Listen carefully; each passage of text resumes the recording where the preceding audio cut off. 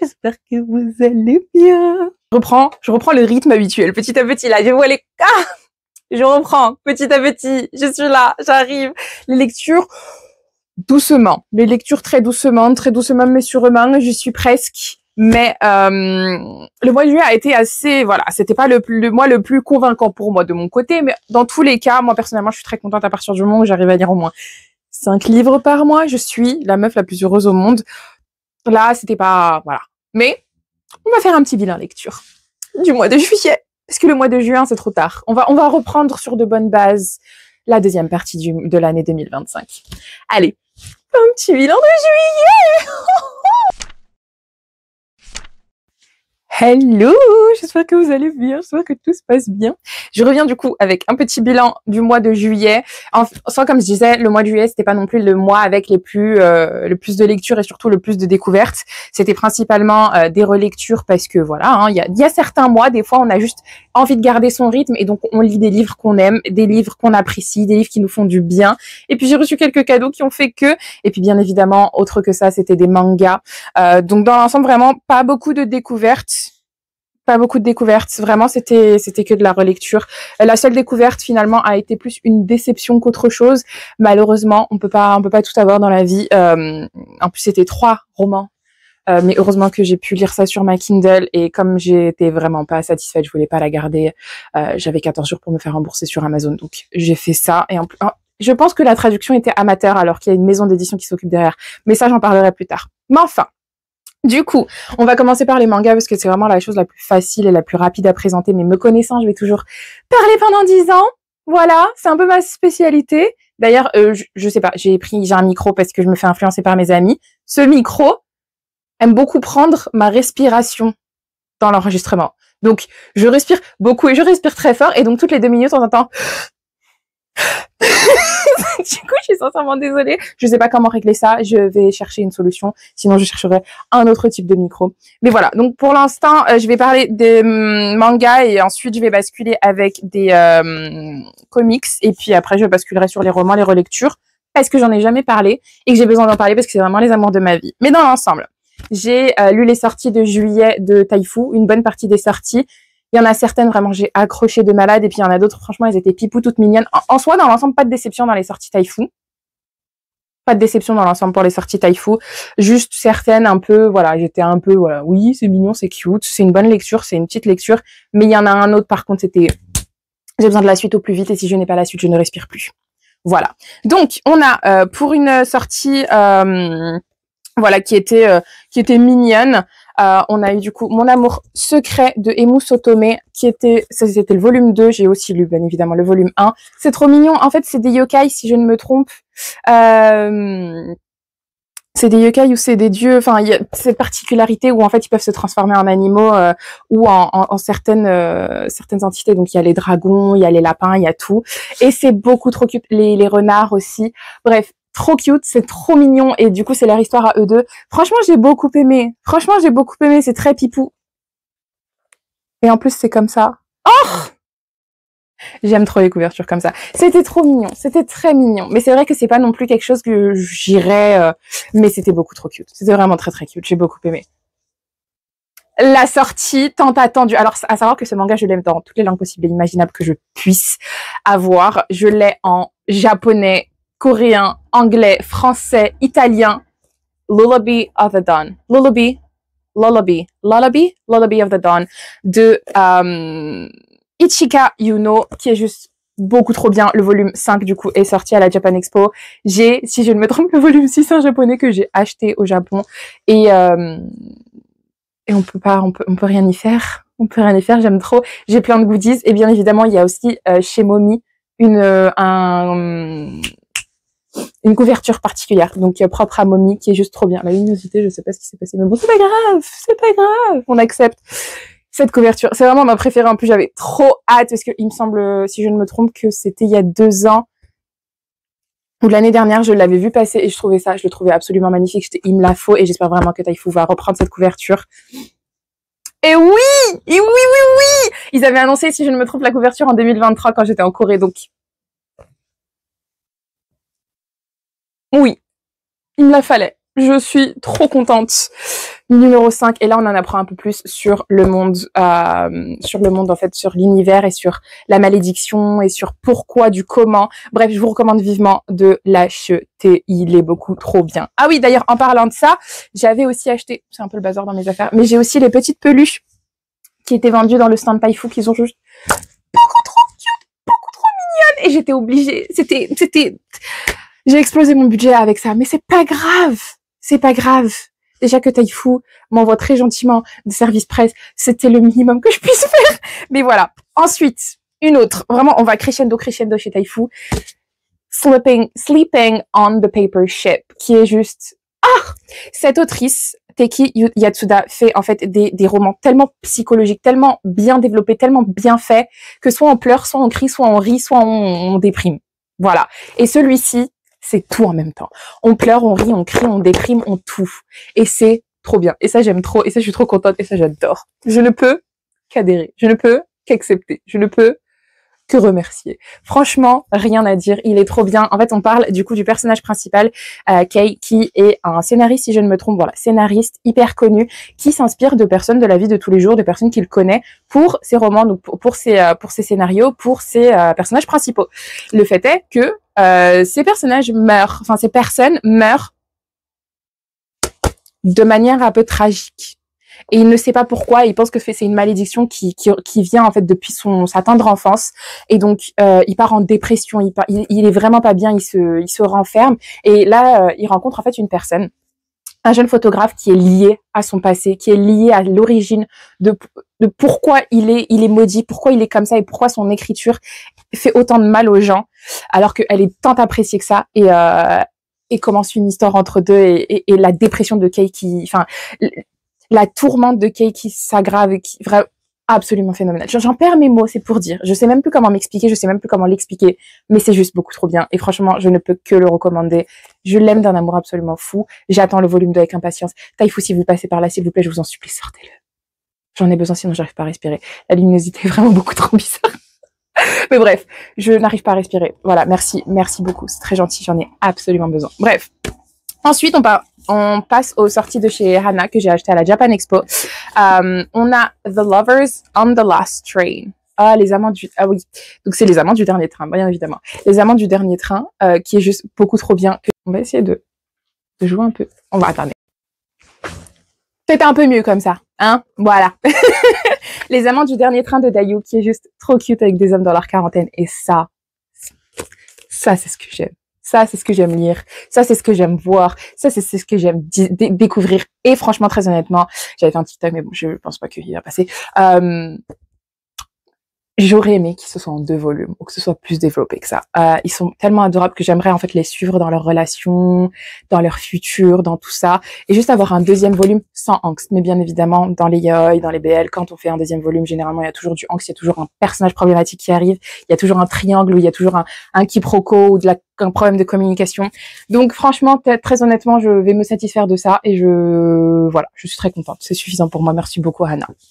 Et enfin, j'ai lu chez Hana, du coup, Embrasse-moi en premier, de Yamayade, qui est juste trop cute. C'est 2 collègues, un est gay, l'autre est apparemment hétéro. Voilà, trop mignon, des collègues. Que demande le peuple? Des collègues. J'aime beaucoup les romances avec des adultes. Des gens dans l'univers du travail. Et ça, je suis servie. Ça, je suis contente. Ça, j'aime beaucoup. Ensuite, j'ai lu, du coup, j'ai relu, une relecture que j'aime beaucoup. Alors, préfaçons. Ah non, bah vous savez quoi, et ensuite on préfacera. J'ai aussi lu, du coup, que j'ai acheté très récemment en allemand, Taming the Tiger, qui est un webtoon qui me détruira toujours autant. Et je suis une adepte des éditions allemandes, donc j'ai par exemple Shotline en allemand, j'ai Taming the Tiger en allemand, j'ai d'autres éditions en allemand parce que non seulement il y a des petits bonus, j'ai eu des photocartes dedans, que j'ai déjà rangées dans mon porte-photocartes, mais en plus de ça, les images sont décensurées.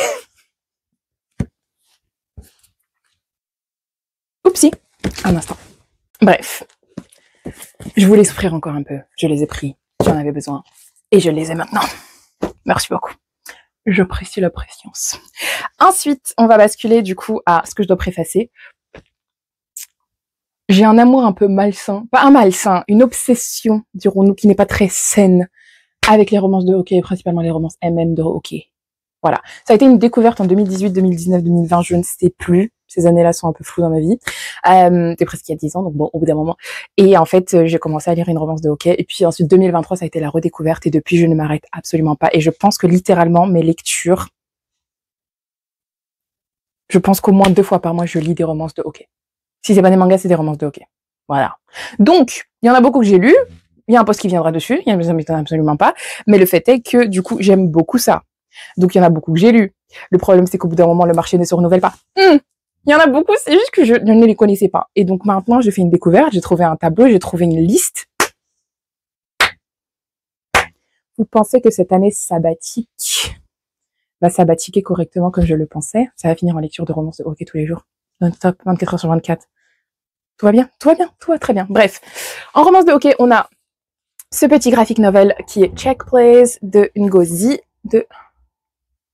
Okazu, qui est juste trop cute. En fait, ça parle d'un jeune garçon qui a l'habitude de faire du, comment dirais-je, figure skating, donc du patin artistique. Et en fait, il part dans une université où finalement il finit dans l'équipe de hockey, d'une manière ou d'une autre, il finit dans l'équipe de hockey et va aussi habiter dans les dortoirs. Et donc il va, en fait, à la base, il vlog, donc il raconte sa vie et il va raconter un peu ses expériences avec justement ces jeunes garçons. Monsieur est gay d'ailleurs, et donc il va raconter un peu son expérience avec ses autres garçons, son expérience en tant que joueur de hockey dans cette équipe et tout, et aussi son crush qui commence un peu bizarrement avec leur star, la star de leur équipe. Et c'est juste beaucoup trop mignon. Et il y a aussi ce que j'aime beaucoup dans le préface de l'autrice, c'est qu'en fait, elle parle du fait qu'elle connaissait pas du tout le hockey. Et elle connaissait pas, elle n'était pas nécessairement très familière avec le hockey. C'est une femme noire des États-Unis. Voilà, c'est pas non plus le sport vers lequel elle va aller, vers lequel elle va naturellement aller. Et elle explique en fait ce truc elle a commencé à faire ses recherches pour ce projet, c'est un projet à l'école, qui finalement, en fait, elle s'est rendue compte qu'en fait, le hockey, c'était tout un univers, il y avait toute une dynamique derrière qu'elle a absolument adoré, et donc, que maintenant elle est obsédée par ça, enfin, obsessed, que maintenant elle adore ça, et donc, voilà, j'aime beaucoup, j'adore. Et ça se sent dans son dessin et dans son histoire, comment elle aime ce sport et comment elle aime la dynamique, en fait, entre les personnages. Le fait qu'ils se donnent des surnoms et tout, ça, j'aime trop. Et du coup, c'est ça, on retrouve, ce que j'aime dans le hockey aussi, on le retrouve ici. Et donc ensuite, il y a certaines romances que j'aime beaucoup, que j'arrête pas de lire. C'est, donc, ma première romance de hockey, c'était, du coup, Shots on Goal de Amy Allen. Et Laurine Montagny me l'a offert avec celui-ci, qui sont genre 2 séries que j'aime d'un amour absolument fou. Sauf qu'en fait, elle a réveillé un monstre et là, j'ai envie de les acheter. Toutes les autres histoires, toutes les autres séries. Bref. Donc, Shots on Goal de Amy Allen, apparemment, ça se prononce Amy Ashland. Et du coup, romance trop pipou de hockey avec un personnage Ace et un autre qui est dans le placard et c'est pas qu'il ne s'assume pas, mais c'est qu'en fait il a une expérience tellement négative qu'il a plus envie en fait d'en parler, il a plus envie en fait de vivre sa vérité, et donc voilà, donc trop pipou. Et en fait bon, avant qu'elle me l'offre, j'avais réalisé qu'en fait il était en audiobook sur Everand, donc bien évidemment il fallait que je saute dessus, donc je l'ai écouté. Trop mignon, faut s'habituer au narrateur, mais trop mignon. Je viens de me éclater le poignet, trop mignon. Et ensuite, j'ai aussi lu du coup Nature of the Game, qui est le volume juste avant, donc le 2e volume de la série, avec un second chance, 2 personnes qui étaient ensemble et qui se retrouvent, je crois, 12 ans plus tard, bref, plusieurs années plus tard, où en fait, il y avait en fait, ils se sont séparés d'une manière tellement abrupte.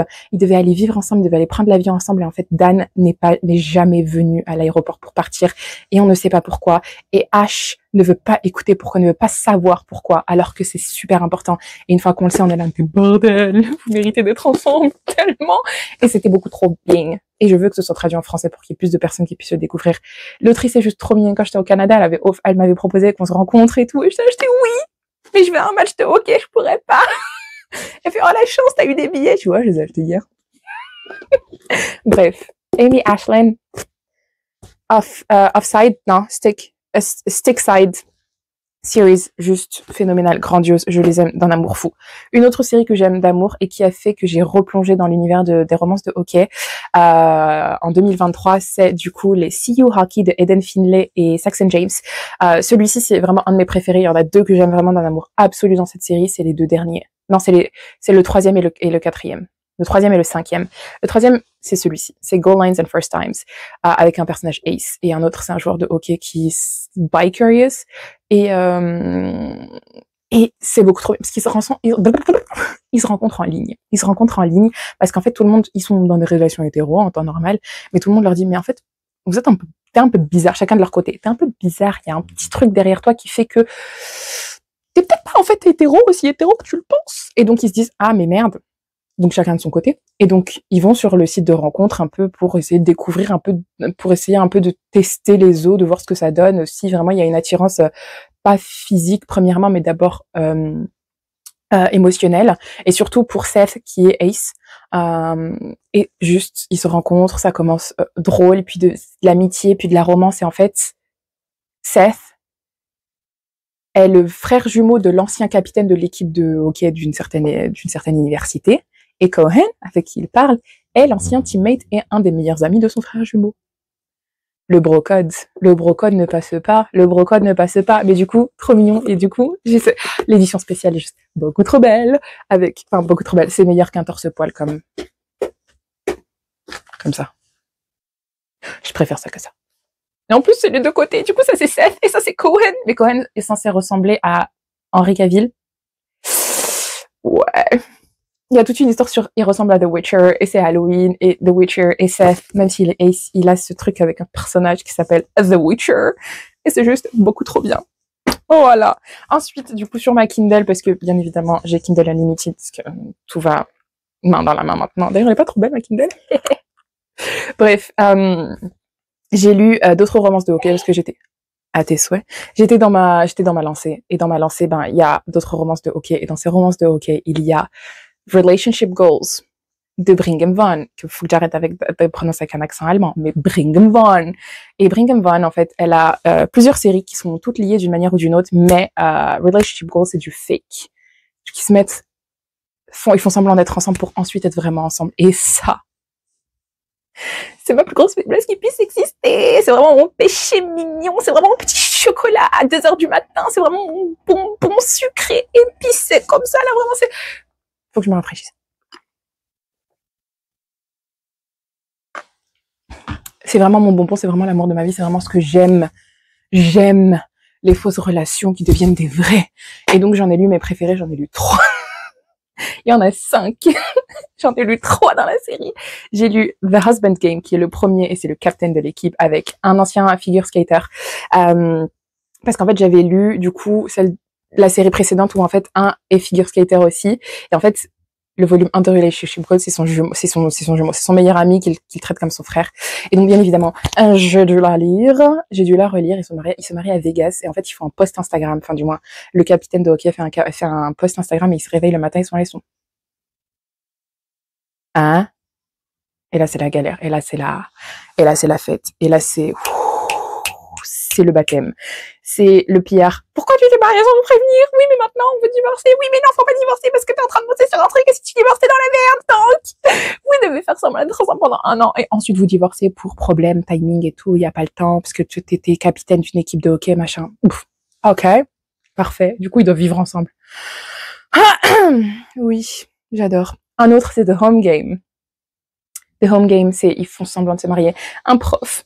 Un Italien, un prof à l'école et un joueur de hockey qui a toujours voulu avoir une famille, qui a une grande maison pour accueillir une famille, qui rencontre ce jeune Italien, Antonio, amore mio, che ti piace questo? Mi piace questo nome, ti amo, ti adoro, adoro, comunque. Bref, et du coup, lui a genre 6 enfants à sa garde parce que sa meilleure amie est décédée et lui c'est le parrain des enfants et il y a personne d'autre et donc il doit s'en occuper et donc il cherche une maison pour pouvoir accueillir tous ses enfants, mais ils ont déjà du mal dans son appart à lui. Bref.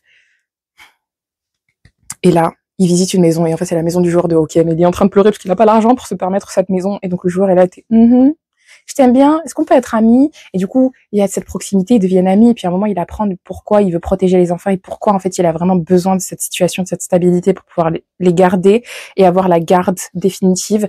Et là, il se dit, marions-nous. Marions-nous. Comme ça, t'as les enfants, t'as une grande maison, t'as mon salaire. Marions-nous. Oui! Mariez-vous! Oui! Et il y en a un autre, c'est The Blame Game avec un escorte et un joueur de hockey qui va à sa retraite. L'escorte n'est plus escorte. Il est maintenant kiné. Attention. Il était escorte pour pouvoir payer ses études. Parce que bien évidemment, les études aux États-Unis, ça coûte beaucoup trop cher, surtout dans ce genre de domaine. Et bref. Et en fait, il y a un feu et tout le monde les découvre ensemble. Et oh! Moi! Elle dit, oui, en fait, on est en couple. C'est juste qu'on n'a jamais voulu l'avouer. Et puis ce joueur est toujours dans le placard et ne voulait pas en parler, ne voulait pas faire son coming out. Bien sûr. Mais donnez-moi la lecture. Je lis. Je suis là. Bref. Phénoménal. J'aime beaucoup. J'aime trop. Et donc, c'était mes lectures du mois. C'était mes lectures du mois de juillet. Je crois qu'on est bon. Je crois que c'est tout ça que j'ai lu. Ah non, j'ai lu Ang Ang, mais Ang Ang, franchement, j'ai pas envie d'en parler. C'est un webtoon qui est très connu aussi, un peu des relations BDSM et tout, et avec un bodyguard et un gars, un fils de mafieux, tout ça machin. Le webtoon est absolument phénoménal. Les romans sont mal traduits. Voilà, j'ai aucun doute sur le fait que la qualité des romans en coréen, voilà, sont appréciés. C'est pour ça que ça a été adapté. La traduction est littéraire et donc en fait, on sent que c'est une traduction et pas une translation, je sais pas comment expliquer, mais quand c'est traduit, c'est du traduit mot pour mot, c'est pas du traduit dans la description. En fait, on traduit du coréen à l'anglais, mais là, c'est du coréen à l'anglophone. Il y a pas d'anglais, en fait, derrière. Il y a pas la prose anglaise, il y a pas la compréhension. En fait, la compréhension de lecture entre un coréen et un anglais, un anglophone n'est pas la même. Parce que les textes ne sont pas, les descriptions ne sont pas les mêmes, la manière de décrire les textes et les dialogues n'est pas la même. Sauf qu'en fait, là, en fait, elle a juste retranscrit. Voilà, c'est de la retranscription, c'est pas de la traduction. Et ça, c'était nul. Et il y a aussi le fait qu'il y a certains personnages, je les aime pas. Donc, je pense que aussi dans la version coréenne, bon, c'est pas fou, les personnages sont assez complexes et des fois, en fait, la relation de déesse n'est pas une relation de déesse, c'est plus une relation d'abus et de violence. Alors que pourtant, le premier volume, c'est vraiment que du déesse super soft. Mais bref, voilà. J'ai sué pendant 25 minutes. J'avais besoin d'en parler. Mais c'était mes lectures du mois. Et je suis fort satisfaite dans l'ensemble. J'ai terminé avec une mauvaise note, mais c'est pas grave. Dans l'ensemble, j'aime beaucoup ce que j'ai lu. Dans l'ensemble, j'aime beaucoup mes lectures, surtout si c'est de la relecture. Et puis les mangas, vraiment rien à dire, que demande le peuple. Mais bref, voilà. Du coup, c'était mon petit bilan lecture du mois de juillet. Du mois de juillet? Oui, du mois de juillet. Sur ce. Et vous, qu'est-ce que vous avez vu? Qu'est-ce que vous avez vu? Qu'est-ce que vous avez lu? En fait, j'ai perdu beaucoup de temps dans ma lecture parce que je regardais Mrs. Maisel. The Marvelous Mrs. Maisel. Voilà. Voilà, c'est à cause de ça. C'est vraiment à cause de ça que j'ai perdu beaucoup de temps. Mais c'est pas grave. Il y a eu des concerts, il y a eu des sorties, il y a eu machin, il y a eu plein de trucs. Mais là n'est pas la question. Bref. Je trouve que quand même 13, c'est très très bien. C'est très très bien. Sur ce, j'espère que cette vidéo vous aura plu. N'hésitez pas à me dire vous ce que vous avez lu. Et lequel a été votre coup de cœur. Et puis si jamais vous avez lu ce que j'ai lu, je veux bien en discuter. Je suis toujours là pour en parler. Sur ce, merci beaucoup d'avoir regardé. Je vous dis très bonne journée, très bonne soirée, très bon appétit, bonne nuit, bonne journée. Bye bye.